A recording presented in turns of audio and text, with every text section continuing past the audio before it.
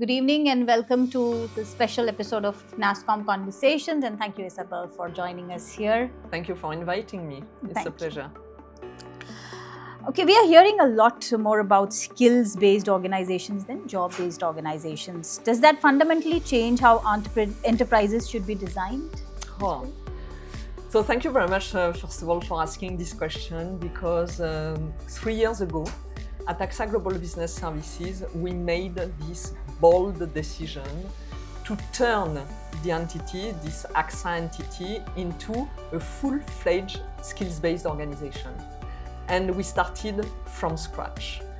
And what does it mean concretely? It means all talent strategies now, I'm speaking now, driven by a skills-first approach. Hiring, skills-first approach. Promotion, skills-first approach. Performance, skills-first. And when I'm talking about skills, it's not only about technical skills, it's about functional, leadership, behavioral skills.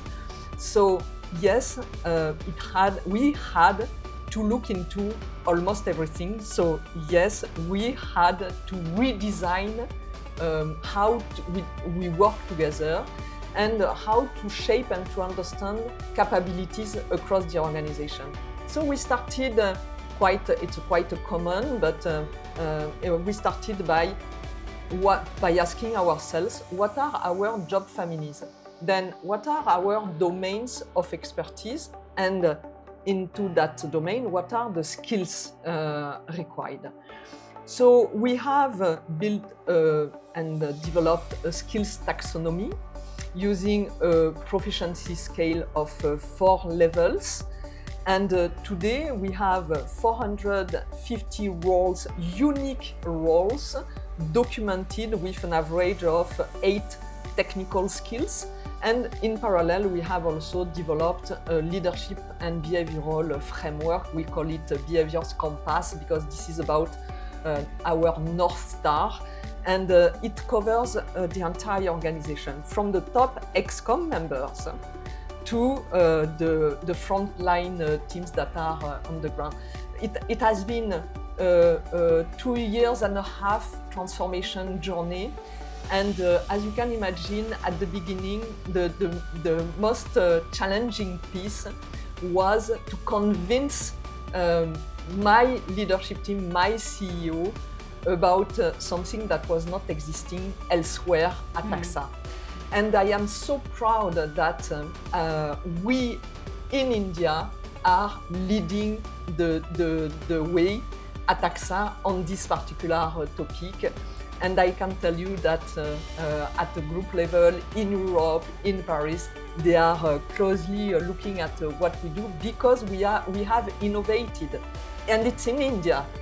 So very proud. That's really wonderful, for you to say that you started this in India and, and everybody else across the world is watching it. That's really wonderful. Coming to that, a lot of execution is becoming extremely automated these days. Where do organizations create the competitive advantage? Yeah. So I believe beyond technical skills. So first of all, I would like to start by stating that I disagree with some of my colleagues or people saying that AI will eliminate thousands of jobs. I believe that AI will transform thousands of jobs. I believe that in a combination of activities partially completed by AI, partially completed by human beings. This is what I believe, at least in the near future. In the long-term future, to be frank, no one knows. No. Okay, so let's focus on what at least we can reasonably assume. I believe in that combination. So, that I would say organization which will understand to how the roles will evolve, combining machine and human being, are the one I believe will keep this competitive advantage, because it will change each and every individual how we are going to work. As an example, let me give you this very concrete example. At AXA Global Business Services, since 2022, 160,000 employees, so the entire workforce, we have access 24/7 to an equivalent of ChatGPT. Okay, so it's a conversational AI tool. And at the beginning, I was like everyone. I tested it from time to time, and I started to delegate some very basic tasks. Just can you review this email and make it in the correct English? You know, because I'm French. So very transactional, basic activity. Today, I'm collaborating with this tool. It's a fantastic tool. I call it my BFF. And it's almost an executive assistant for me. Of course, it's not going to deliver my PowerPoint presentation for my ex-com colleagues or my CEO, but I can get so many insights. And then inside we can, with my team, we can discuss. I would say it enriches our job. It enables us to go faster, for sure, but it enriches the level of conversation we can have. So I would say this is, and having the top leadership doing that, it's not enough. We need the entire workforce to get used to work with those new tools, I would say. And for us at AXA worldwide, what we have done in 2024-2025, we have rolled out across the world a global learning program on data and AI. And in parallel, 500 top leaders from the group were trained in Paris in Hong Kong in partnership with HSE, with a high business school on data and AI. So we have taken, I would say, the challenge of AI, and we have taken this from a collective standpoint, not only targeting a few number of individuals, but having a org-wide, I would say, transformation. What do you think will do to the next generation of leaders? I mean, do you think they are going to compete on capability density now? Absolutely. As a GCC, in the past, and we are still there, partially. It was a headcount-driven organization, not capability-driven organization. Scale.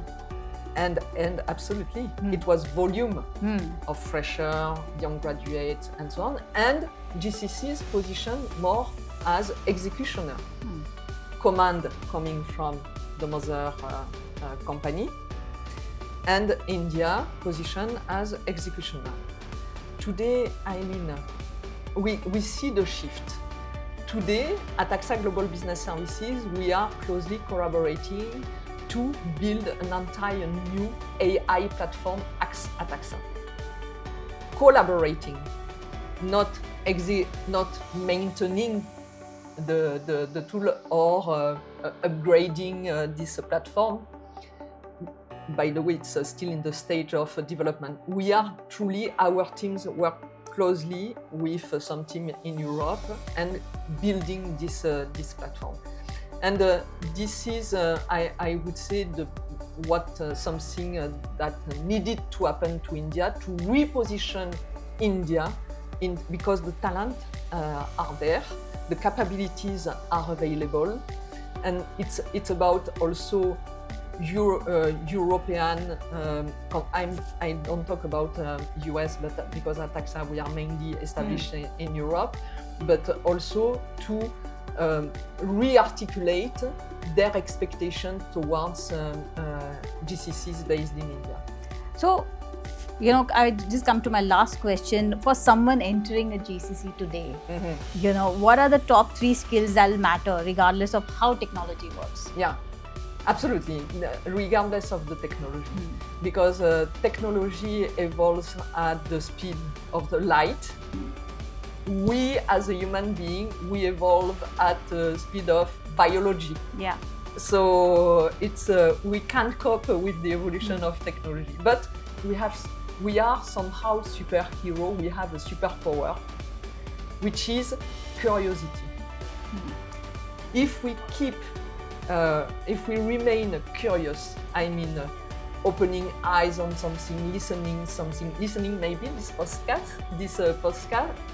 sorry, keeping ourselves curious, that's for me a golden skill. The other one is about adaptability, because again, technology changes and evolves so fast that you need to adapt, and future is uncertain because no one knows exactly what's going to happen. So adaptation and resilience.